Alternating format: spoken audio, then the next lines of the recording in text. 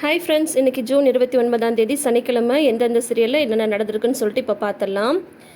இப்போ வந்து பார்த்திங்கன்னா பாக்யலட்சுமியில் வந்து கோபி வந்து குடிச்சிட்டு தகராறு பண்ணிகிட்ருக்காரு இல்லையா, அவங்கக்கிட்ட இருந்து செழியனும் எழிலும் வந்து வீட்டுக்கு கூட்டிகிட்டு வராங்க. ஃபஸ்ட்டு எழில் வந்து வண்டியிலே ஏற மாட்டேன்னு சொல்கிறாங்க. அதுக்கப்புறம் செழியன் தான் சமாதானப்படுத்தி, நீ வேணால் வண்டி ஓட்டு, நான் அவர் கூட உட்காந்துட்டு வரேன், எப்படா விட்டுட்டு போகிறது, எனக்கும் அவர் மேலே கோவம் வருத்தம் எல்லாமே தான் இருக்குது, ஆனால் இந்த நிலமையில நம்ம விட்டுருந்தோன்னா அங்கேருந்து அவங்களாம் இவங்களை வந்து போட்டு அடிச்சிருப்பாங்க அப்படின்ற மாதிரி சொல்கிறாங்க. இதெல்லாம் இவருக்கும் தேவைதான்டா, கொஞ்சம் யோசிச்சுப்பாரு, பாட்டி என்னெல்லாம் பேசி வீட்டை விட்டு அனுப்பியிருக்காங்க, உனக்கு அதெல்லாம் தோணவே இல்லையானதும் அதெல்லாம் எனக்கு பயங்கர கோவம் தான் இருக்குது, ஆனால் இப்படியே என்னால் விட்டுட்டும் வர முடியல அப்படின்னு சொல்லிட்டு இருக்கும்போதே கரெக்டாக வந்து பாக்யா வந்து கால் பண்ணுறாங்க. பாக்யா வந்து கால் பண்ணும்போது செழியன் வந்து இந்த விஷயத்தை அம்மாட்ட சொல்லாத, ரொம்ப வருத்தப்படுவாங்க அப்படின்ற மாதிரி சொல்கிறாங்க. சரி அப்படின்னு சொல்லிட்டு எழில் வந்து பேசுகிறாரு. எழில் வந்து இந்த மாதிரி நாங்கள் வந்து ரீச் ஆகிட்டோம்டா அப்படின்லாம் சொன்னும்போது, சரிம்மா எல்லாம் ஓகே தானே, டிரைவர்லாம் கம்ஃபர்டபுளாக ஓட்டிகிட்டு வந்தாரா என்ன, இதெல்லாம் கேட்டுட்டு இருக்கும்போது பார்த்தீங்கன்னா கோபி வாயை மூடிட்டு சும்மாவே இருக்கிறதில்ல, பின்னாடி உட்காந்துட்டு ஏதோ பேசிட்டே வர்றாரு. செழியனா எழிலா யார் அது, கேபை புக் பண்ணியிருக்காங்களா அப்படி இப்படின்னு பேசிட்டு வராங்க. இது என்னடா உங்கள் அப்பாவோட குரல் மாதிரி இருக்குது, எங்கே இருக்க நீ அப்படின்ற மாதிரி பாக்யா வந்து கேட்குறாங்க. கேட்டதுமே வந்து எழில் வந்துட்டு வண்டியை ஓரமாக நிப்பாட்டிட்டு அதுக்கப்புறம் வந்து நடந்ததெல்லாம் சொல்கிறாங்க. இப்போ என்ன பண்ணுறதுன்னே தெரிலம்மா, அப்படியே விட்டுட்டு வர முடியல அப்படின்ற மாதிரி வந்து சொல்கிறாங்க. சரி சரி நீ பாரு அப்படின்னு சொல்லிட்டு பாக்யா வந்து எதுவுமே சொல்லாமல் ஃபோனை வந்து வச்சிடுறாங்க. அம்மா என்ன சொன்னாங்க அப்படின்ற மாதிரி செழியன் வந்து கேட்கும்போது, அம்மா எதுவும் சொல்லலை அப்படின்ற மாதிரி சொல்கிறாங்க. அதுக்கப்புறம் பார்த்தீங்கன்னா அவரோட வீடு வந்துடுது. சரி அவரை இங்கேயே இறக்கி விடு அப்படின்ற மாதிரி எழில் வந்து சொல்கிறாங்க. ஆனால் செழியன் வந்து இப்படியே விட்டால் அவர் மறுபடியும் இங்கேயே உட்காந்து விழுந்துட்டா என்னடா பண்ணுறது, உள்ளே விட்டு வந்துடலாம் வா அப்படின்னதும், நான்லாம் வரவே மாட்டேன்டா, இவ்வளோ தூரம் நான் வந்ததே பெரிய விஷயம், கண்டிப்பாக நான் வரவே மாட்டேன் அப்படின்ற மாதிரி எழில் வந்து கோவமாக சொல்கிறாங்க. வேறு வழி இல்லாமல் செழியன் வந்து உள்ளே விடலான்னு சொல்லிட்டு போனால் கதவை திறக்கிறதே வழக்கம் போல் வந்து பார்த்திங்கன்னா ராதிகா வந்து கதவை திறக்கிறாங்க. உடனே கமலா வந்து நின்றுடுறாங்க. ராதிகா பார்த்ததும் வந்து பயங்கர எரிச்சல் ஆயிடுறாங்க. உடனே இந்த கமலா வாய் வச்சுட்டு சும்மா இல்லாமல் வந்துட்டு, இல்லை அப்பா வந்து வழியில் குடிச்சிட்டு விழுந்தார், அதனால தான் நாங்கள் வந்து அங்கே ஒரு தகராறு, அதனால் வந்து நாங்கள் கூட்டிகிட்டு வந்தோம் அப்படின்ற மாதிரி செழியன் வந்து சொல்கிறாங்க. சொல்லும்போது, என்ன இப்படி வந்து குடிச்சிட்டு வந்திருக்கீங்க, உங்களுக்கே நியாயமாக இருக்கா, நீ தான் ஊற்றி கொடுத்தியா அப்படின்ற மாதிரி கேட்டுறாங்க கமலா. உடனே வந்து ராதிகாவுக்குமே அந்த விஷயம் பிடிக்கல தான், ஏன்னா அந்த மாதிரி பண்ணுற பையன் இல்லை செழியன்றது நல்லாவே தெரியும்.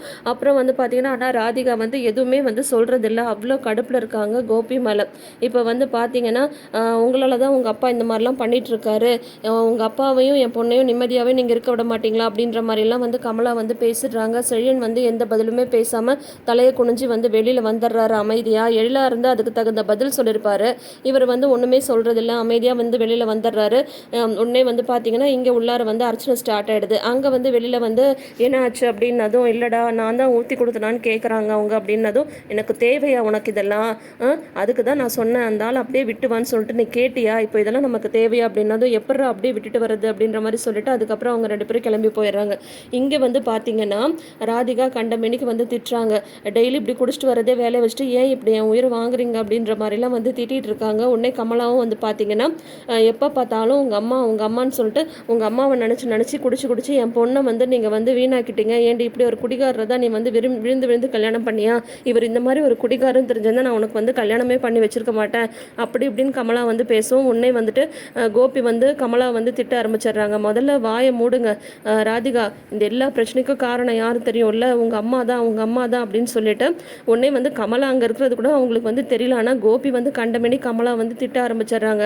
உங்கள் அம்மா ஒரு பிசாசு, உங்கள் அம்மா வந்து பிசாசு வந்து நம்ம குடும்பத்தில் பூந்ததுனால தான் நம்ம குடும்பத்தில் இவ்வளோ பிரச்சனை, நானும் நீனும் மையம் மட்டும் இருந்த வரைக்கும் நம்ம சந்தோஷமாக தானே இருந்தோம், உங்கள் அம்மா வந்து பிசாசு மாதிரி வந்து சொல்லி கொடுத்து பேசி இந்த மாதிரி வந்து இவ்வளோ பிரச்சனையை வந்து உண்டு பண்ணிட்டாங்க. உங்கள் அம்மா வந்து முதல்ல இங்கேருந்து தொலைஞ்சு போனால் தான் எனக்கு நிம்மதியே கிடைக்கும் அப்படி இப்படின்னு சொல்லிட்டு நல்லா கமலா வந்து வச்சு செஞ்சு விட்டுறாரு கோபி இன்னைக்கு. உடனே கமலா வந்து இதெல்லாம் எனக்கு தேவைதாண்டி அப்படின்ற மாதிரி கோச்சிட்டு உள்ளே வந்து போயிடுறாங்க. முதல்ல வாயை மூடுங்க, போங்க போய் பேசாமல் படுங்க அப்படின்ற மாதிரி ராதிகா வந்து கோபியை வந்து திட்டிடுறாங்க. அங்கே வந்து பார்த்திங்கன்னா மறுபடியும் வந்து செழியன் வந்து ரொம்ப வருத்தமாக வீட்டுக்குள்ளே வந்து வராங்க. ஏன் என்னாச்சு டல்லாக இருக்குது அப்படின்ற மாதிரி வந்து ஜெனி கேட்கும்போது, இல்லை வர்ற இடத்துல டிராஃபிக் ஜாம் அப்படின்ற மாதிரி எழில் வந்து சொல்லிடுறாரு. எழில் வந்து எப்படி சொல்லவும் கரெக்டாக அந்த நேரம் பார்த்து பாக்யா வந்து கால் பண்ணுறாங்க. பாக்யாட்ட வந்து எழில் வந்து பேசுகிறாங்க. என்னம்மா அப்படின்னு சொல்லி சொன்னதும், என்னடா ஒன்றும் பிரச்சனை இல்லைல்ல அப்படின்ற மாதிரி வந்து சொல்கிறாங்க. உடனே வந்துட்டு, அம்மா அவர் பயங்கரமாக குடிச்சிட்டு அந்த இடத்துல அவர் வந்து பிரச்சனை பண்ண பார்த்தாருமா, அவரை வழி இல்லாமல் தான் கூட்டிகிட்டு வந்தோம், ஆனால் வந்து பார்த்தோன்னா இங்கே வந்தால் இது எங்களுக்கெல்லாம் தேவையாமா அப்படின்ற மாதிரி சொல்லும்போது, செழியன் பக்கம் இருக்கானா, செழியன்ட்ட ஃபோனை கொடு அப்படின்னு சொல்கிறாங்க. செழியன் வந்து ஃபோனை வாங்கினதும் செழியான்னு அவங்க அம்மா ஒரு வார்த்தை தான் சொல்கிறாங்க. உடனே பார்த்தீங்கன்னா இவர் உடனே அழ ஆரம்பிச்சிடுறாரு தேம்பி தேம்பி. சரியா என்னப்பாச்சு என்னப்பாச்சு ஏன் பாழற அப்படின்னு சொல்லும் போது, மா எப்படி இருந்த மனுஷம்மா, ஏம்மா அவர் வந்து இந்த மாதிரி ஆயிட்டாரு, இதுக்கு முன்னாடி அவர் இருந்தப்போ எவ்வளோ கெத்தாக இருக்கும் முதல்லாம் அவர் கூட வெளியில் போகிறதுக்கு. ஆனால் இன்றைக்கி அந்த பாரில் வந்து அவர் தகராறு பண்ணிவிட்டு எல்லாரும் சேர்ந்து அவரை வந்து அடிக்க வந்துட்டாங்கம்மா. அது மட்டும் இல்லாமல் பார்க்க பொறுக்காமல் அவரை கூட்டிகிட்டு போய் வீட்டில் விடலான்னு போனால் நீ தான் ஊற்றி கொடுத்தியான்னு சொல்லிட்டு என்னை பார்த்து அவங்க வந்து கேட்குறாங்கம்மா. என்னால் இதெல்லாம் வந்து தாங்கவே முடியலம்மா அப்படின்ற மாதிரி செழியன் வந்து சொல்கிறாங்க. ரொம்ப வருத்தத்தோட பேசுகிறாங்க. உடனே பாக்யா வந்து செழியனை சமாதானப்படுத்துகிறாங்க. இது வந்து அவராக தேடிக்கிட்டதுப்பா, இதுக்கு நம்ம என்ன பண்ண முடியும், இதுக்கு வருத்தப்படுறதுனால ஏதாவது ஒரு மாற்றம் நிகழ போகுதா, அதெல்லாம் ஒன்றுமே கிடையாது, இதெல்லாம் அவரே தேடிக்கிட்டது, அவர் அனுபவிச்சு தான் ஆகணும். நீ எதுக்கு அவரை நினச்சி இந்த மாதிரி வந்து கவலைப்பட்டுட்டு இருக்க. இங்கே பாரு, ஒருத்தர் வந்து நான் இப்படி தான் கெட்டு சீரழிஞ்சு போவேன் அப்படின்னு சொல்லிட்டு போகும்போது நம்மளால அவங்கள தடுக்கவே முடியாது, சொன்னாலும் அவங்களுக்கு வந்து புரியாது. தேவையில்லாமல் நீ வந்து எதையோ வந்து மனசில் போட்டு குழப்பிட்டு நீ வந்து பிரச்சனை எது பண்ணிட்டு இருக்காத, பேசாமல் அமைதியாக இரு, புரியுதா அப்படின்ற மாதிரி பாக்யா வந்து செழியனுக்கு அட்வைஸும் பண்ணுறாங்க. உங்கள் அப்பா பொழப்ப உங்கள் அப்பா பார்க்கட்டும், உன் பொழப்ப பாரு அப்படின்ற மாதிரி வந்து சொல்லிடுறாங்க. அதுக்கப்புறம் வந்து பார்த்திங்கன்னா வந்து அடுத்த நாள் காலையில் வந்து கோயிலுக்கு வராங்க பாக்யா, தாத்தா பாட்டி இனியா எல்லாம். அப்புறம் வந்து கோபுரத்தெல்லாம் கும்பிட்டுக்கோங்க அப்படின்லாம் சொன்னதும் தாத்தா வந்து அர்ச்சனை தட்டெல்லாம் வாங்கிட்டு வராரு. அப்போ வந்து பார்த்தீங்கன்னா பாட்டி வந்து சொல்கிறாங்க, இந்த மாதிரி வந்து இந்த கோயிலுக்கு பின்னாடி தான் எங்கள் கணக்கு வாத்தியார் வீடு வந்து இருக்கும், எங்கள் கணக்கு டீச்சர் வீடு, அவங்க வீட்டுக்கு நாங்கள் அடிக்கடி போவோம் அப்படின்ற மாதிரி அவங்களோட மலரும் நினைவுகள்லாம் வந்து சொல்லிட்டு இருக்காங்க. அப்போல்லாம் ரொம்ப நல்லாயிருக்கும் அப்படின்ற மாதிரிலாம் வந்து சொல்லிட்டு இருக்காங்க. அப்புறம் வந்து பார்த்திங்கன்னா போய் சாமியெல்லாம் கும்பிட்றாங்க. பாட்டி வந்து கொஞ்சம் ஹாப்பியாக இருக்காங்க அந்த பழைய இடத்துக்குலாம் வந்ததுக்கப்புறம். அப்போ தாத்தா வந்து சொல்கிறாங்க, என்ன தான் வந்து நம்ம வாழ்கிறதுக்கு வேறு ஊருக்கு எல்லாம் போயிருந்தாலும் நம்ம வந்து சின்ன வயசில் வாழ்ந்த இடத்துக்குலாம் வரும்போது மனசு வந்து ரொம்ப சந்தோஷமாக இருக்கும், நிம்மதியாக இருக்கும். அந்த மாதிரி தான் இப்போ ஈஸ்வரிக்கு இருக்குது அப்படின்ற மாதிரி சொல்லிட்டு இருக்கும் போதே பாக்யாவுக்கு வந்து ஒரு ஃபோன் கால் வருது. போயிட்டு வந்து அவங்க அந்த ஃப்ரெண்டு சாவித்ரியை வந்து பிடிச்சிட்டாங்க பாக்யா. அவங்கள வந்து வர சொல்லியிருக்காங்க. இப்போ அவங்க ஃப்ரெண்டு சாவித்ரி, ஈஸ்வரி பாட்டியோட ஃப்ரெண்டு சாவித்ரி வந்து வராங்க. ஈஸ்வரி வந்து யாராக இருக்கும் அப்படின்ற மாதிரி பார்க்குறாங்க. என்னோட அடையாளமே தெரியலையா, நான் தான் உன்னோட ஃப்ரெண்டு சாவித்ரி அப்படின்னதும் பாட்டி வந்து அப்படியே சந்தோஷமாக அவங்க ஃப்ரெண்டை வந்து கட்டி பிடிச்சிக்கிறாங்க. அதை பார்த்துட்டு தாத்தாக்கு இனியாக்கெலாம் ஒரே ஆச்சரியமாயிடுது. அதோட இன்னைக்கு எபிசோடை வந்து முடிச்சிருக்காங்க. இன்னைக்கு இப்போ வந்து பார்த்தீங்கன்னா கோபி இல்லாத அலப்பறெல்லாம் பண்ணிட்டு இருக்காரு. கமலா வந்து ஏற்கனவே போலீஸை கூப்பிடுங்க அப்படின்னு சொல்லிட்டு இருக்காங்க. இப்போ வந்து பார்த்தீங்கன்னா கமலாவை நல்லா திட்டி விட்டுறாரு கோபி. இந்த போதையில் வந்து பார்த்தீங்கன்னா கமலா அங்கே இருக்கிறதே தெரியல, பிசாசு, அவங்க வந்ததுனால தான் என் வாழ்க்கையே போச்சு அப்படி இப்படின்னு திட்டி விட்டுறாங்க. இந்த அம்மா ஏதாவது இதுக்கும் போய் போலீஸில் கம்ப்ளைண்ட் கொடுத்துருமா என்னன்னு தெரியல, பார்க்கலாம் தான் என்னதான் நடக்க போகுதுன்னு சொல்லிட்டு. இப்போ பாக்யலட்சுமி இதோட முடியுது. அடுத்தது நம்ம பார்க்க போகிற சீரியல் என்னன்னு சொல்லிட்டு பார்த்தீங்கன்னா சிறகடிக்க ஆசை. சிறகடிக்க ஆசையில் என்ன நடக்குதுன்னு சொல்லிட்டு பார்த்தீங்கன்னா இப்போ வந்து செங்கல் வாங்கிட்டு வந்துட்டாரு. செங்கல்லாம் அடுக்கி ரெண்டு பேரும் சுற்றி சந்தோஷமாக பார்க்குறாங்க, மீனாவும் முத்துவும். அப்போ வந்து பார்த்தீங்கன்னா எத்தனை செங்கல் இருக்குது அப்படின்னு கேட்கும்போது 25 இருக்குது அப்படின்ற மாதிரி மீனா வந்து சொல்கிறாங்க. இன்னும் எவ்வளோ தேவைப்படும் அப்படின்னதும் அதெல்லாம் நிறைய தேவைப்படும் அப்படின்னு சொல்கிறாங்க. எப்படியோ இப்போ செங்கலுக்கும் சிமெண்ட்டுக்கும் ஏற்பாடு பண்ணியாச்சு, அடுத்தது கம்பி மட்டும் ஏற்பாடு பண்ணிட்டா நம்ம நினச்ச மாதிரியே நம்ம ரூம் வந்துடும்ல அப்படின்ற மாதிரி சொல்லிட்டு அதுக்கப்புறம் இங்கேருந்து அந்த வரைக்கும் ரூம் வந்து இருக்கும் அப்படின்ற மாதிரிலாம் வந்து ரெண்டு பேரும் கற்பனை அந்த ரூமை வந்து இருக்கிற மாதிரி நினச்சி பார்க்குறாங்க. இங்கே கட்டில் போட்டுக்கலாம், இங்கே பீரோ வச்சுக்கலாம், இங்கே வந்து ஒரு வேட்ரூப் இருக்கணும் அப்படின்ற மாதிரியெல்லாம் வந்து ரெண்டு பேரும் கற்பனை பண்ணிவிட்டு இப்போ நம்ம ரூம் வந்து ரெடி ஆகிடுச்சு. அப்பாவை வந்து ரிப்பன் கட் பண்ண வச்சு நம்ம ரெண்டு பேரும் ரூம்குள்ளார கால் எடுத்து வைக்கலாம் அப்படின்ற மாதிரிலாம் ரெண்டு பேரும் கற்பனை பண்ணிவிட்டு முத்துவும் மீனாவும் ரொம்ப ஹாப்பியாக இருக்காங்க, ரொம்ப பூரிச்சு போயிருக்காங்க. அடுத்த நாள் பார்த்தீங்கன்னா மனோஜ் வந்து அவரோட ஷோரூமில் இருக்காங்க. அங்கே இருக்கிற சேல்ஸ் பர்சன்லலாம் ஏன் தான் அப்படி திட்டுறாருன்னே தெரியல, ஏதாவது திட்டிகிட்டே இருக்கார் மனோஜ். அப்போ பார்த்து வந்து பார்த்தீங்கன்னா அந்த லாட்டாக ஆர்டர் கொடுத்துருந்தாங்களே 5 AC, 5 TV, 5 fridge, 5 washing machine அப்படின்னு சொல்லிட்டு அவங்க வந்து வராங்க. இந்த மாதிரி நாங்கள் தான் நேற்று கால் பண்ணோம் அப்படின்னதும் உடனே மனோஜ் வந்து சரி ஓகே எல்லாமே ரெடியாக இருக்குது அப்படின்னதும் உங்களுக்கு என்ன பிராண்ட் வேணும் அப்படின்ற மாதிரி கேட்குறாங்க. ஒரே பிராண்டில் வந்து எங்களுக்கு வேண்டாம், ஒவ்வொன்றும் ஒவ்வொரு பிராண்டில் வேணும் அப்படின்ற மாதிரி சொல்கிறாங்க. இந்த மாதிரி கேட்கும் போதே இவர் யோசிக்கவும் மாட்டேன்றாரு. சரி ஓகே அப்படின்றாங்க. அப்புறம் 5 டிவி, 5 ஃப்ரிட்ஜு அந்த மாதிரிலாம் எடுக்கிறாங்க. கிட்டத்தட்ட ஒரு 4 லட்ச ரூபாய்க்கு வந்து அவங்க வந்து பர்ச்சேஸ் பண்ணிடுறாங்க. சரி நான் பில் பண்ணுறேன் அப்படின்னு சொல்லும்போது பில்லெல்லாம் வேண்டாம் அப்படின்றாங்க. பில் இல்லாமல் எப்படி சார் கொடுக்க முடியும் அப்படின்ற மாதிரி சொல்கிறாங்க. என்ன தம்பி நீங்கள் புதுசாக ஷோரூம் ஓப்பன் பண்ணியிருக்கீங்க, உங்களுக்கு இன்னும் தொழில் நேக்கே தெரியவே இல்லையே, எல்லா பில்லும் நீங்கள் வந்து ஒயிட்டில் வந்து பண்ணிங்கன்னா அப்புறம் நீங்கள் எப்போ லாபம் பார்க்குறது, நீங்கள் வந்து ஒரு சில பொருள்லாம் வந்து பிளாக்ல கூட தான் விற்கணும், அப்போ தானே உங்கள் கையில் லாபம் வந்து நிற்கும், எல்லாத்துக்கும் நீங்கள் வந்து டேக்ஸ் கட்டிட்டு இருப்பீங்களா, எல்லாத்துக்கும் டேக்ஸ் டேக்ஸ் கட்டினா அப்புறம் டேக்ஸ் கட்டவே உங்களோட வருமானம்லாம் சரியாக போயிடும். எவ்வளோ முதலீடு போட்டு இந்த பிஸ்னஸை வந்து ஸ்டார்ட் பண்ணியிருப்பீங்க. ஆனால் இந்த மாதிரி வந்து எல்லாத்தையும் வந்து ஒயிட்டில் பண்ணுறேன்னு சொல்கிறீங்க. நான் சொல்கிறது வந்து கேளுங்க. நீங்கள் வந்து நாங்கள் வந்து கேஷாக தான் கொடுப்போம், ஆனால் பிளாக்ல தான் கொடுப்போம், எங்களுக்கு வந்து பில் வேண்டாம், அப்படி இல்லைன்னா நாங்கள் வேறு கடை பார்த்துக்குறோம் அப்படின்னதும் ஒரு நிமிஷம் கூட யோசிக்காமல் இந்த மனோஜ் வந்து இல்லை இல்லை அதெல்லாம் இல்லை, நீங்கள் இவ்வளோ பெரிய வியாபாரம் கொடுத்துருக்கீங்க, பில் இல்லாமல் உங்களுக்கு கொடுக்குறத பற்றி எனக்கு எந்த பிரச்சனையும் இல்லை, தாராளமாக அப்படின்னு சொல்கிறாங்க. உடனே வந்து பார்த்தீங்கன்னா மனோஜ் வந்து சொல்கிறாரு, கேஷும் வந்து வாங்கிடுறாங்க. அந்த பணம்லாம் நல்ல பணமா அப்படின்றத கூட அவங்க வந்து பார்க்கறது இல்லை. அந்த வந்த 2 பேரையும் பார்த்தா ஃப்ராடுங்கன்னு சொல்லிட்டு நல்லாவே தெரியுது. அப்படி சிரிச்சு சிரிச்சு பேசுகிறாங்க. இவர் வந்து பணம்லாம் நல்ல பணமா அப்படின்றதையும் எதுவுமே பார்க்காம அப்படியே வந்து பணம் வருதுன்னு சொல்லிட்டு வாயை பொழந்துட்டு அவங்க அம்மா மாதிரி வாங்கி வச்சிடுறாரு மனோஜ்.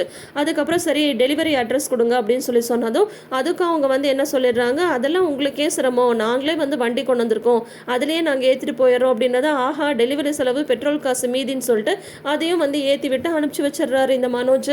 அதுக்கப்புறம் வந்து டீலருக்கு கால் பண்ணி எல்லா பொருளும் நான் வந்து வித்துட்டேன், அடுத்தது என்னென்ன வேணும்னு சொல்கிறேன் அப்படின்னு சொல்லிட்டு அடுத்த ஆர்டர் வேற கொடுக்குறாங்க. கேஷ் இப்போ நான் கையிலேயே கொண்டு வந்து கொடுத்துட்றேன் அப்படின்ற மாதிரி மனோஜ் வந்து சொல்கிறாங்க. இந்த ரோகிணி வந்து பார்த்தீங்கன்னா வீட்டில எல்லாம் அவங்க மேரேஜ்க்கு வந்து போயிருக்காங்க. அன்றைக்கி நைட் வந்து பார்த்தீங்கன்னா ஸ்ருதி வந்து அவங்க டியூட்டி முடிஞ்சு வராங்க, ரொம்ப டயர்டாக வராங்க. ஒரு 4-5 சீரியலுக்கு இன்றைக்கி டப்பிங் ஏதோ பேசியிருப்பாங்க போல். உடனே டயர்டாக இருக்குது அப்படின்னு சொன்னதும் உடனே வந்து ரவியை வந்து எனக்கு கொஞ்சம் காலமிக்கி விட அப்படின்னு சொன்னதும் சரிவா நான் அமைக்கி விடுறேன் அப்படின்னு சொல்கிறாங்க. ஸ்ருதி வந்து படுத்துட்டு காலை தூக்கி ரவி மேலே வைக்கிறாங்க. ரவி வந்து காலமுக்கிட்டு இருக்காங்க. காலமுக்கிறது தான் காலமுக்கிற அதையே வந்து வெளியிலேருந்து விஜயா பார்த்துட்டு செம காண்டாகி நின்றுட்டுருக்காங்க. ஐயோ என் பையனை போய் காலமுக்க சொல்கிறாளே அப்படின்னு சொல்லிட்டு அதுக்குள்ளே இந்த ஸ்ருதி என்ன பண்ணுறாங்க, காலமுக்கிறது தான் காலமுக்கிற கையோட அப்படியே நெயில் பாலிஷ் போட்டு விட, ரொம்ப நாளாக நான் வந்து இதை வந்து போடணும்னு நினச்சிட்டு இருந்தேன்னதும் அதுக்கு மேலே பொறுக்க முடியாதுடா பொங்கி ஏழு மனோகரான்ற மாதிரி உடனே வந்து பார்த்தீங்கன்னா விஜயா வந்து உள்ளே வராங்க. ரவி என்னடா பண்ணிட்டு இருக்க, ஏமா என்ன பண்ணிட்டு இருக்க நீ, ஏன் இதெல்லாம் வந்து நீ வந்து போட்டுக்கூடாதா, காலுக்கு சாயம் போடுறதெல்லாம் அவன் தான் போடணுமா, அவனை என்னம்மா நீ காலெல்லாம் அமைக்க விட சொல்கிற அப்படின்ற மாதிரி வந்து சொல்கிறாங்க. ஏன் ஆண்டி அதில் என்ன தப்பு இருக்குது, நான் வந்து டயர்டாக வந்தேன், கால் வலிக்குதுன்னு சொன்னேன், நின்று டப்பிங் பேசினதுனால, அதனால் வந்து ரவி வந்து எனக்கு கால் அமைக்க விடுறான் அப்படின்ற மாதிரி சொல்கிறாங்க ஸ்ருதி. இப்போ என்னன்னு பார்த்தீங்கன்னா ஸ்ருதி கிட்ட கடிஞ்சும் பேச முடியாது. அப்புறம் வந்து பார்த்தீங்கன்னா ஸ்ருதி வந்து வீட்டை விட்டு போயிடுவாங்க. அவங்க அம்மாட்ட வந்து வர வேண்டிய வருமானம்லாம் நின்றும். அதனால ஸ்ருதி எதுவுமே சொல்ல முடியாமல் ரவி வந்து திட்டுறாங்க. என்னடா இதெல்லாம் அப்படின்ற மாதிரி கேட்குறாங்க. அது ஒன்றும் இல்லைம்மா அவள் தான் டயர்டாக இருக்காள் அப்படின்னு சொன்னதும் உடனே வந்துட்டு ஆண்டி இதில் போய் என்ன ஆண்டி இருக்குது, இதெல்லாம் வந்து ஒரு தனி சந்தோஷம், இந்த மாதிரி வந்து ஹஸ்பண்ட் வந்து காலம்க்கு விடுறது, காலுக்கு நெயில் பாலிஷ் போடுறதெல்லாம் அப்படின்னதும் அப்புறம் வந்து ரவி நீ போட்டு முடிச்சிட்டே அப்படின்னதும் முடிச்சிட்டேன் அப்படின்றாங்க. இந்தாங்க ஆண்டி இதை பிடிங்க அப்படின்றாங்க. எனக்கு எதுக்கு, நான் அடுத்தது உனக்கு போட்டு விடணுமா அப்படின்றாங்க. நீங்கள் இதை போய் அங்கிள்கிட்ட கொடுங்க, அங்கிள்கிட்ட போய் இதை கொடுத்து உங்கள் காலுக்கு போட்டு விட சொல்லுங்கள், அந்த ஃபீலிங்கே தனி ஃபீலிங்காக இருக்கும் அப்படின்ற மாதிரி சொல்கிறாங்க. அசந்து போயிடுறாங்க விஜயா. அப்படியே வெளியில் வராங்க கோவத்தோட. உடனே என்ன ஸ்ருதி அம்மாட்ட போய் இப்படி சொல்கிற அப்படின்னதும் இல்லை சிலதெல்லாம் அவங்க அனுபவிச்சாதான் தெரியும், அவங்க போய் அனுபவிக்கட்டும், அங்கிள் வந்து நெயில் பாலிஷ் போடும்போது ஆண்டி எவ்வளோ குஷியாகிறாங்க பாரு அப்படின்ற மாதிரி வந்து சொல்லிட்டு இருக்காங்க. இங்கே ரூமுக்கு வர்ற விஜயா ததிங்கனத்தோ மாடிடுறாங்க. இந்த வீட்டில் ஒன்று கூட வந்து சரியே கிடையாது, இந்த என் மருமகளுங்களை ஏன் தான் இந்த மாதிரி இருக்காளுங்கன்னே தெரியல, எல்லாரையும் புருஷனை வந்து வேலைக்கார மாதிரி வேலை வாங்குறாங்க, என் 3 பசங்களும் மாடு மாதிரி வேலை செய்கிறாங்க அப்படி இப்படின்னு சொல்கிறாங்க. பரவாயில்ல இதுலையும் முத்து வந்து சேர்த்துக்கிறாங்க. ஏன் மீனா என்ன பண்ணா, அவள் அந்த மாதிரி எதுவும் பண்ணியிருக்க மாட்டாள் அப்படின்னதும் நான் ஒன்றும் மீனாவை சொல்லலை அப்படின்றாங்க. உடனே அண்ணாமலை சொல்கிறார், இந்த வீட்டில் நீ திட்டுற மருமகளாக இருந்தால் அது மீனா மட்டுமா தானே இருக்கும் அப்படின்ற மாதிரி சொல்கிறாங்க. நான் வந்து அந்த ஸ்ருதியை தாங்க சொல்கிறேன், அவெல்லாம் வந்து என்னன்னே எனக்கு சொல்ல தெரியல அப்படின்றாங்க. ஸ்ருதியா, ஸ்ருதி தான் உனக்கு ரொம்ப பிடிச்ச செல்ல மருமகளாச்சே, அவளெல்லாம் நீ திட்டவே மாட்டியே அப்படின்னு அண்ணாமலை சொல்கிறாங்க.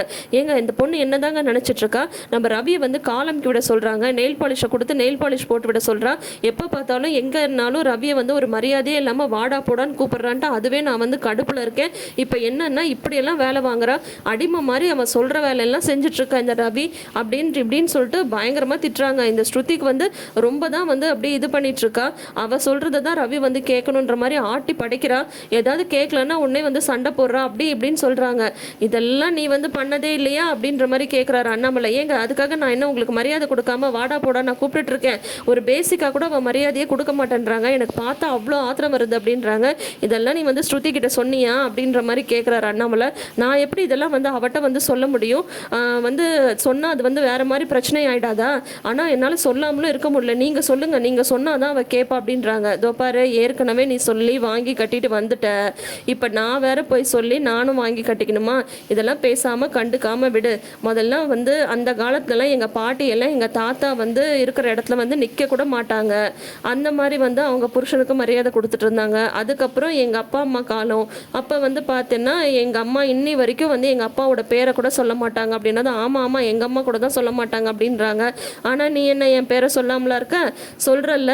அந்த மாதிரி வந்து தலைமுறை மாறி வரும்போது சிலதெல்லாம் மாறி தான் வரும். இந்த காலத்து தலைமுறை பசங்க வந்து அவங்க பசங்களை வாங்க போங்கன்னு கூப்பிடுறாங்க, புருஷனை வாடா போடான்னு கூப்பிடுறாங்க.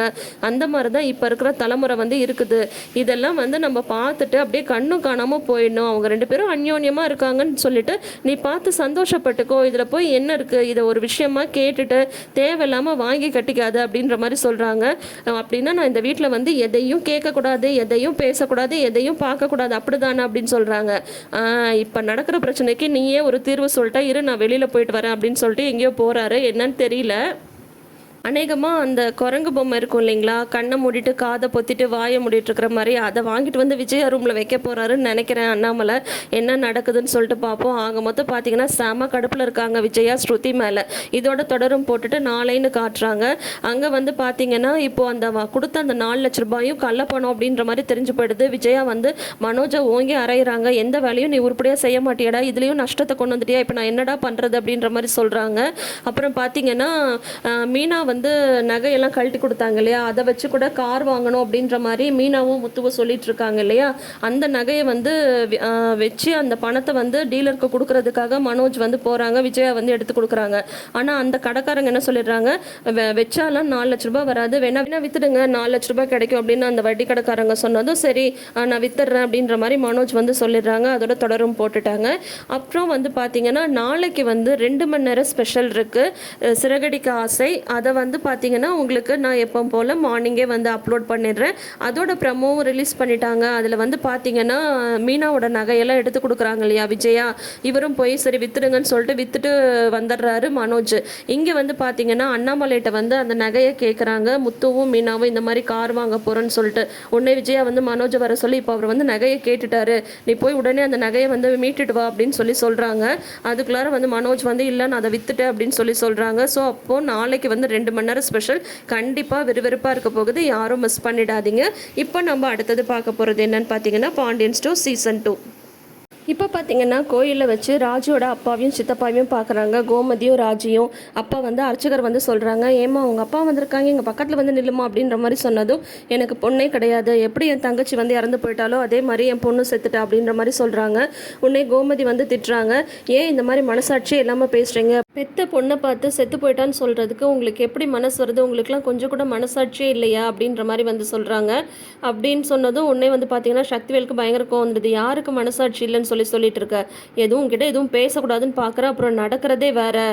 பெத்து இவ்வளோ தூரம் பாராட்டி சீராட்டி உங்கள் அம்மாவும் சித்தி உன் மேலே உயிரே வச்சு இந்த மாதிரிலாம் வந்து வளர்த்து விட்டா உன் இஷ்டத்துக்கு நீ வந்து பண்ணிட்டு போவ, உன்கிட்ட வந்து நாங்கள் பேசணும்னு சொல்லிட்டு நினச்சிட்டு இருக்கியா, இதோ பாரு இது எல்லாத்துக்கும் காரணம் நீ தான், ஆரம்பித்து வச்சது நீ தானே, நீ வந்து ஆரம்பித்து வச்ச விஷயம் இப்போ இந்த குடும்ப மானமே வந்து போயிடுச்சு, குடும்ப மானத்தை வாங்கினதோட மட்டும் இல்லாமல் எதிர்த்த வீட்லேயே வந்து உட்காந்துட்டு எங்களால் நிம்மதியாக வெளியில் போக வர கூட இல்லாத மாதிரி வந்து செஞ்சுட்டு இருக்கல. இப்போ என்னன்னா இவளும் வந்து உன் கூட வந்து உட்காந்துட்டு இருக்கா, வீட்டில் தான் வந்து நிம்மதி இல்லைன்னு சொல்லிட்டு கோயிலுக்கு வந்தால் இங்கேயும் வந்து நின்றுட்டு என்ன வந்து சீன் போட்டுட்டு இருக்கீங்களா, இந்த பரிதாப இதெல்லாம் வந்து எங்ககிட்ட வந்து வச்சுக்காதீங்க அப்படின்ற மாதிரி வந்து 2 பேரும் மாற்றி மாற்றி பேசுகிறாங்க.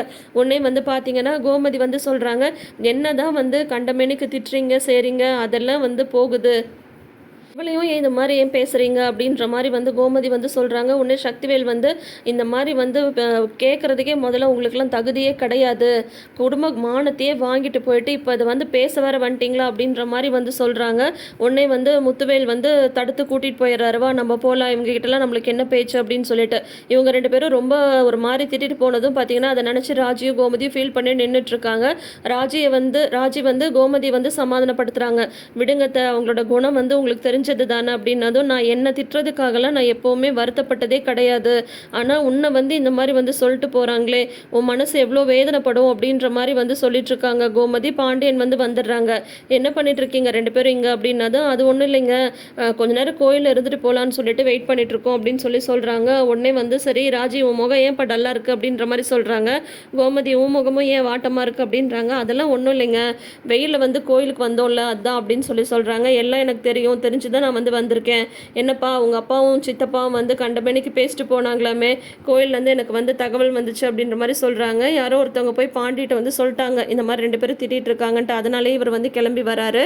நீ அதெல்லாம் ஒன்றும் வருத்தப்படாதப்பா, அவங்க குணம்லாம் வந்து தெரிஞ்சது தானே, அவங்கெல்லாம் வந்து மனசாட்சியோடய எப்பயுமே நடந்துக்க மாட்டாங்க, நீ அதெல்லாம் நினச்சி வருத்தப்படாத அப்படின்னு சொல்கிறாங்க. உடனே ராஜி வந்து அழ ஆரம்பிச்சிடுறாங்க. இல்லைங்க, இத்தனை நாளாக என்ன அவங்க எப்படி எப்படியோ திட்டிருக்காங்க, அது எல்லாத்தையும் வந்து நான் பொறுத்துட்டு போயிட்டேன். ஆனால் இன்னைக்கு வந்து இவன் முன்னாடியே பொண்ணு வந்து செத்துட்டா அப்படின்னு சொல்கிறாங்க. இவன் வந்து யாருங்க, சின்ன பொண்ணு, இவன் மனசு எப்படிங்க அதை வந்து கேட்டுட்டு தாங்கும் அப்படின்ற மாதிரி கோமதி வந்து சொல்கிறாங்க. உடனே பார்த்தீங்கன்னா பாண்டியன் வந்து சொல்கிறாரு, நீ ஏன்ப்பா அதெல்லாம் நினச்சி வருத்தப்பட்டுட்டு இருக்க, உனக்கு அப்பா ஸ்தானத்தில் நான் இருக்கேன், அம்மா ஸ்தானத்தில் உங்கள் அத்தை இருக்கா, நாங்கள் 2 பேரும் இருக்கும்போது நீ எதை பற்றியும் கவலைப்படக்கூடாது. உனக்கு ஒன்றுன்னா இந்த மொத்த குடும்பமும் உனக்காக வந்து நிற்கும். அப்படி இருக்கும்போது அவங்க 2 பேரும் பேசினதெல்லாம் நினச்சி நீ ஏன் கவலைப்பட்டுட்டு இருக்க, அவங்க கிடக்குறாங்க, விடுப்பா, நம்ம வேலையை பார்ப்போம். நீ இதையெல்லாம் நினச்சிட்டு மனசை போட்டு குழப்பிட்டு வருத்தப்பட்டுட்டு இருக்காது, புரியுதா? வாங்க போகலாம், இதுக்காக வந்து இங்கே கோயிலில் நின்றுட்டு வருத்தப்பட்டுட்டு இருக்கீங்களா 2 பேரும், வாங்க வாங்க அப்படின்ற மாதிரி கூட்டிகிட்டு வந்துடுறாரு. உடனே ராஜிக்கும் வந்து அப்பா ஸ்தானத்தில் மாமனார் இருக்கார் அப்படின்னு சொல்லிட்டு அவங்களுக்குமே வந்து பார்த்தீங்கன்னா கொஞ்சம் மனசுக்கு திருப்தி ஆகிடுது. அடுத்தது பார்த்தீங்கன்னா வழக்கம் போல் தங்கமயில் கோமதி வந்து சமைக்க வர்றதுல கோமதி வந்துட்டு நீங்கள் போய் உட்காருங்க அப்படின்னு சொல்லிட்டு தங்கமயில் வந்து அனுப்பிச்சி வச்சுறாங்க. இவங்களும் வழக்கம் போல் கடுப்பாயிட்டு போயிடுறாங்க. அதுக்கப்புறம் சரவணன் கிச்சனுக்கு வராங்க. 2 பேரும் கொஞ்ச நேரம் டைம் ஸ்பெண்ட் பண்ணலான்னா மாற்றி மாற்றி ஆளுங்க வந்துட்டே இருக்காங்க. அப்புறம் வந்து பார்த்தீங்கன்னா ராஜியும் மீனாவும் வந்து ஹாலில் இருக்காங்க. அப்போ ராஜியை தேடிட்டு ஒரு டியூஷனுக்கு ஒரு பசங்க வந்தாங்க இல்லையா, அவங்க பேரண்ட்ஸ் வந்து வராங்க. என்ன ராஜி, இனிமேல் வந்து நீ டியூஷன் எடுக்க மாட்டியாமே, உன் சித்தப்பா வந்து நீ அப்படி எடுப்ப இப்படி எடுப்பேன்னு வந்து கூட்டிகிட்டு வந்தார், நீயும் வந்து 10th வந்து ஸ்டேட் ஃபஸ்ட்டு வர வைக்கிறேன், எல்லாம் ஃபோட்டோ எடுக்கலாம் ரெடியாக இருங்க அப்படின்ற மாதிரிலாம் சொல்லிட்டு இப்போ என்னப்பா பொசுக்குன்னு டியூஷன் எடுக்கலான்னு சொல்லிட்டு அப்படின்னு சொல்கிறாங்க. இல்லைக்கா, அது வந்து டியூஷன் எடுக்கிறது சரி வராது அப்படின்ற மாதிரி வந்து அப்படின்னு சொல்லிட்டு இவங்க தடுமாறி சொல்கிறாங்க. அதுக்குள்ளார அவங்களே சொல்லிடுறாங்க, இந்த மாதிரி உங்கள் மாமனார் வந்து உன்னை டியூஷன் எடுக்கக்கூடாதுன்னு சொல்லிட்டாராமே, அவரை கேட்காம நீ எதுக்கு டியூஷனுக்கு வந்து ஏற்பாடு பண்ணணும், நாங்களும் நம்பி பசங்களை கொண்டு வந்து சேர்த்தா திடீர்னு வந்து எடுக்க மாட்டேன்னு சொன்னால் அது என்னப்பா அர்த்தம், இப்போ நாங்கள் அடுத்த டியூஷனை தேடிட்டுலாம் அலையணும் அப்படின்ற மாதிரி வந்து சொல்கிறாங்க. பசங்களுக்கு படிப்பு சொல்லி தரதுக்கு போய் எதுக்கு உங்கள் மாமனார் வந்து வேணான்னு சொல்கிறாங்க அப்படின்றாங்க. உடனே ராஜி வந்து சொல்கிறாங்க, சச்சா மாமா அந்த மாதிரிலாம் சொல்லவே இல்லை, பசங்களுக்கு படிப்பு சொல்லி தரதுன்றது எவ்வளோ நல்ல விஷயன்றது மாமாவுக்குமே நல்லா தெரியும். ஆனால் நான் காலேஜுக்கும் போயிட்டு வந்துட்டு வீட்டில் டியூஷனும் எடுத்தால் டைம் இருக்காது படிக்கிறதுக்கு அப்படின்னு சொல்லிட்டு அதனால தான் அவர் வந்து வேணான்னு சொல்லிட்டாரு. மற்றபடி உங்கள் பசங்களுக்கு டியூஷன் சொல்லி தரதுக்கெல்லாம் அவர் வந்து எதுவுமே வந்து சொல்லவே இல்லை. எனக்கு வந்து ஏதாவது உடம்பு முடியாமல் போயிட்டு போகுது அப்படின்ற அக்கறையில் தான்க்கா சொல்லிட்டாங்க அப்படின்ற மாதிரி சொல்கிறாங்க. என்னவோ சொல்கிற, நீ இதை வந்து முதல்லையே வந்து செஞ்சுருக்கணும், இப்போ வந்து சொன்னால் இப்போ அடுத்த டியூஷன் தேடி நாங்கள் தானே அலைய வேண்டியதாக இருக்குது, என்னவோ போப்பா அப்படின்ற மாதிரி சொல்லிட்டு அவங்க வந்து போயிடுறாங்க. உடனே வந்து மீனா வந்து சொல்கிறாங்க, இந்த மாதிரி டியூஷன் எடுக்க முடியலன்றது உனக்கு ரொம்ப வருத்தமாக இருக்கா ராஜி, மாமா இந்த டியூஷன் விஷயத்தில் கொஞ்சம் யோசிச்சிருக்கலாம் அப்படின்ற மாதிரி மீனா வந்து சொல்கிறாங்க. வருத்தமாக தான்க்கா இருக்குது, ஆனால் என்ன பண்ணுறது, ஆனால் உண்மையிலே அவர் வந்து என் மேலே இருக்கிற அக்கறையில் கூட அப்படி சொல்லியிருக்கலாம்ல, இப்போ நான் வந்து வெளியில் உட்காந்து டியூஷன் எடுத்துகிட்டு இருந்தா எங்கள் அப்பாவும் சித்தப்பாவும் பார்த்துட்டு என்ன சொல்லுவாங்கன்ற மாதிரி கூட மாமா வந்து சொல்லியிருக்கலாம் அப்படின்ற மாதிரி வந்து சொல்கிறாங்க. இருந்தாலும் வந்து நம்ம 2 பேரும் நம்மளாக கட்டிட்டு வந்ததுனால தான் இந்த மாதிரிலாம் அப்படின்ற மாதிரி வந்து மீனா சொல்லும் போது, இல்லைக்கா மாமாவுக்கு வந்து உண்மையிலே நம்ம மேலே அக்கறையும் அன்பும் இருக்குக்கா, என்ன தான் நம்ம மேலே கோபமாக இருந்தாலும் நம்மளுக்கு ஒன்றுன்னா மாமா வந்து நிற்கிறாங்க அப்படின்ற மாதிரி ராஜி வந்து சொல்லும் போதே கோமதியும் வந்துடுறாங்க. கோமதி வந்து தள்ளி நின்று கேட்டுட்ருக்காங்க இவங்க 2 பேரும் பேசுகிறத. அன்னைக்கு கூட பாருங்கள், எங்கள் அண்ணன் என்னை அடித்ததும் உன்னை மாமா தான் முதல்ல வந்து சண்டைக்கு போனார், இன்னைக்கு கூட கோயிலில் வந்து எங்கள் அப்பாவும் சித்தப்பாவும் திட்டிட்டு போனதுக்கு அப்பா அம்மா ஸ்தானத்தில் நாங்கள் இருக்கோம் அப்படின்ற மாதிரி மாமா வந்து ஆறுதல் சொன்னாங்க. எங்களை நாங்கள் கல்யாணம் பண்ணிட்டு வந்தப்போ கூட அவர் வந்து என்ன எதுவுமே சொல்லவே இல்லையே, கதிரை தானே திட்டினாரு அப்படின்ற மாதிரி எல்லாம் வந்து ராஜி சொல்கிறாங்க. உன்னை மீனாவும் சொல்கிறாங்க, ஆமாம் நாங்கள் கல்யாணம் பண்ணிட்டு வந்தப்போ கூட அவர் எங்களை திட்டினாரு தான், இல்லைன்னு சொல்லலை, ஆனால் எங்களை வந்து வீட்டில் வந்து சேர்த்துக்கிட்டாங்க. இப்போ சரவண மாமா கல்யாணத்துக்கு பத்திரிக்கை கொடுக்க எங்கள் வீட்டுக்கு போனப்போ அவங்கள என்ன வீட்டுக்குள்ளே வான்னு கூட எங்கள் அப்பா அம்மா வந்து சொல்லலை. ஆனால் மாமா வந்து நம்ம 2 பேரையுமே வந்து ஏற்றுக்கிட்டாரு. நம்மளுக்கு எதாவதுன்னா அவர் வந்து ரொம்ப அக்கறையாக இருக்காரு. அன்றைக்கி நாங்கள் வீட்டுக்கு போனப்போ எங்கள் அப்பா அம்மா வந்து என்னை கண்டமேனிக்கு பேசிட்டாங்க அப்படின்னு சொல்லும்போது உடனே மாமா வந்து எனக்கு அவ்வளோ சமாதானம் சொன்னார் அப்படின்ற மாதிரி ராஜியும் மீனாவும் மனசு விட்டு பாண்டியன் என்ன தான் வந்து கோபமாக இருந்தாலுமே இவங்க மேலே அன்பாகவும் அக்கறையாகவும் இருக்கிறத நினச்சி 2 பேரும் பேசிகிட்டு இருக்காங்க. அதை கேட்டுட்டு கோமதிக்கு வந்து கொஞ்சம் எமோஷ்னல் ஆகிடுது. அதோட இன்றைக்கி எபிசோடெல்லாம் வந்து முடிச்சிருக்காங்க. இனி அடுத்த வாரத்துக்கான எபிசோட் ப்ரோமோவில் என்ன வருதுன்றதை நாளைக்கு வந்து நம்ம வீடியோவாக பார்க்கலாம். அதுக்கு முன்னாடி வந்து பார்த்திங்கன்னா நாளைக்கு வந்து சிறகடிக்க ஆசை 2 மணி நேரம் ஸ்பெஷல் இருக்குது. அது வந்து கண்டிப்பாக நம்ம வந்து மார்னிங்கே போஸ்ட் பண்ணிவிடுவோம். அந்த வீடியோவை பார்க்குறதுக்கு இப்போயே நம்ம சேனலை நீங்கள் இன்னும் சப்ஸ்கிரைப் பண்ணலன்னா இப்போயே சப்ஸ்கிரைப் பண்ணிக்கோங்க. பக்கத்தில் இருக்கிற நோட்டிஃபிகேஷன் பெல் ஐக்கானில் ஆல் சிம்பிள் கிளிக் பண்ணிக்கோங்க. கூடவே இந்த ப்ரிவ்யூ சொல்கிற விதத்தை பற்றி உங்களோட கருத்துக்களை மறக்காமல் கமெண்ட் செக்ஷனில் தெரிவிங்க. தேங்க்யூ.